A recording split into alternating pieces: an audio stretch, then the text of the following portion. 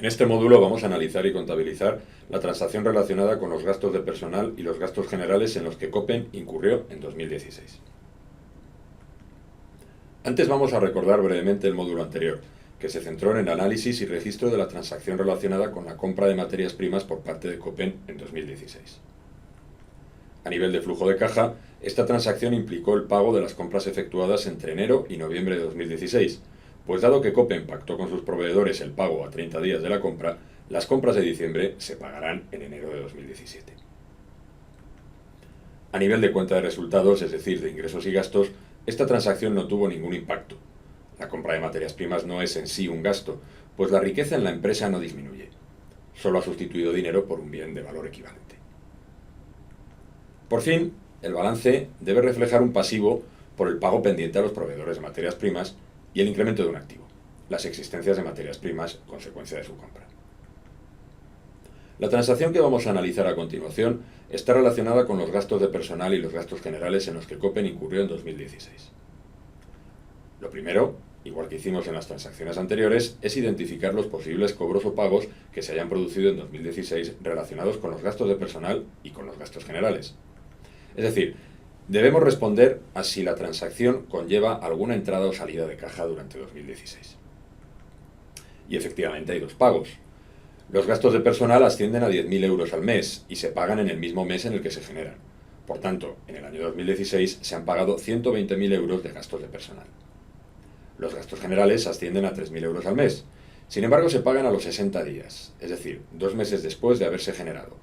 Por tanto, durante 2016, Copen solo habrá pagado los gastos generales correspondientes al periodo enero-octubre, es decir, 30.000 euros, quedando pendientes de pago para 2017 los gastos generales de noviembre y diciembre. Reflejamos ambos pagos en el formato del flujo de caja. Igual que siempre, como se puede apreciar, se explicitan los cálculos intermedios. Vamos a identificar ahora los posibles ingresos y gastos que se hayan producido en 2016 relacionados con los gastos de personal y generales en los que se ha incurrido durante ese ejercicio. Para ello, igual que hemos hecho en transacciones anteriores, podemos afirmar que se habrán producido ingresos si el valor en la empresa ha aumentado como consecuencia de los gastos generales o de los gastos de personal, por lo que es lo mismo, si la empresa incrementa su riqueza debido a esta operación. Por otra parte, se habrán producido gastos si el valor en la empresa ha disminuido como consecuencia de esta transacción, es decir, si la empresa ve disminuida su riqueza por esta operación. En este caso la respuesta es obvia, pues el propio enunciado define estos conceptos como gastos. Los gastos implican el consumo de un recurso, en ocasiones el recurso es intuitivo, en otras no tanto. El recurso cuyo consumo refleja los gastos de personal de un cierto periodo es la posibilidad de utilizar unos recursos humanos durante ese periodo. Dado que la capacidad de trabajo de las personas no se puede almacenar, cuando el tiempo pasa, el recurso se consume. Por otra parte, esta transacción no implica ningún ingreso. En la cuenta de resultados se reflejan los gastos de personal y los gastos generales del periodo 2016. En la columna de cálculos intermedios se muestra cómo se ha efectuado el cálculo. En este caso es muy simple, pues se tiene el dato de los importes de los gastos mensuales. Un detalle a destacar: los gastos generales incurridos en 2016 y los pagos de gastos generales realizados en 2016 no coinciden, como consecuencia de que los gastos generales se pagan a 60 días. Extrapolar esta idea induce a pensar que el flujo de caja y el beneficio de un ejercicio no tienen por qué coincidir, y de hecho lo normal es que no coincidan. Procedemos a analizar finalmente las implicaciones de los gastos de personal y de los gastos generales en otras cuentas de activo, de pasivo o de patrimonio neto.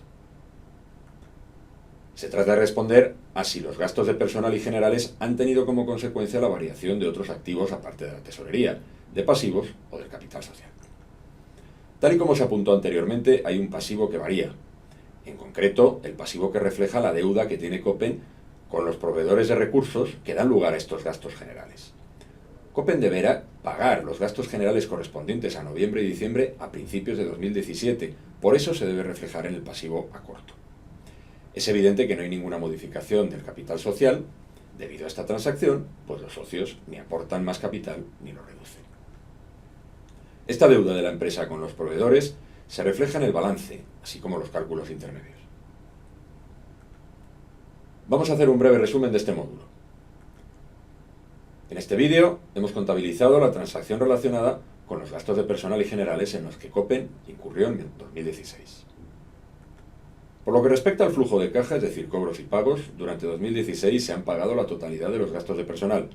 Sin embargo, solo se han pagado los gastos generales correspondientes al periodo enero-octubre, pues dado que las condiciones establecidas para el pago de los gastos generales indicaban que éste se produciría a los 60 días, los gastos generales de noviembre y diciembre se pagarán en 2017. A nivel de cuenta de resultados, es decir, ingresos y gastos, se han contabilizado ambos gastos. Para terminar, a nivel de balance, esta transacción tiene una implicación, aparte de la tesorería. Incrementa un pasivo, en concreto la deuda correspondiente a los gastos generales pendientes de pago a final del ejercicio 2016. En el próximo vídeo analizaremos y contabilizaremos la siguiente transacción, que está relacionado con el préstamo que Copen consigue el 31 de marzo de 2016.